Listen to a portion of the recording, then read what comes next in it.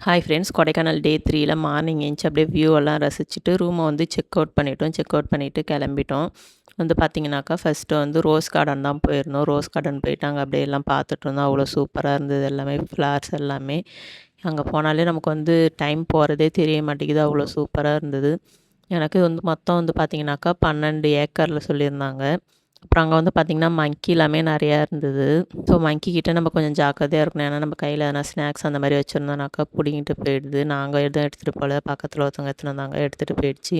அப்புறம் பசங்களாமே ஜாலியாக என்ஜாய் பண்ணிகிட்டு இருந்தாங்க. அங்கே சுற்றி சுற்றி அப்படியே பார்த்துன்னு வந்துட்டு இருந்தோம். நடக்கிறதுக்கு காலும் பார்க்கறதுக்கு கண்ணும் தான் பத்த மாட்டேங்குது. எனக்கு அவ்வளோ சூப்பராக இருந்தது எல்லாமே. இது வந்து பார்த்திங்கன்னா 12 ஏக்கரு. அப்புறம் இதில் வந்து பார்த்திங்கனாக்கா 1500 வெரைட்டி ஆஃப் ரோஸு, 16,000 நாற்று வச்சுருந்ததா சொல்லியிருந்தாங்க. ஸோ அதெல்லாம் அப்படியே பார்த்துட்டு கொஞ்சம் பசங்களை விளையாட வச்சுட்டு, அங்கேயே வந்து கார்டன் இருந்துச்சு. அங்கே போய் நம்ம கொஞ்சம் பிளான்ட்லாம் பர்ச்சேஸ் பண்ணிக்கிட்டு அப்படியே கொடைக்கானலுக்கு ஒரு பாய் சொல்லிவிட்டு கிளம்பிட்டோம். நெக்ஸ்ட் ஒரு சூப்பரான வியூ பார்த்தோம். அது எங்கே என்னன்றது நெக்ஸ்ட் வீடியோவில் சொல்கிறேன். பாய்.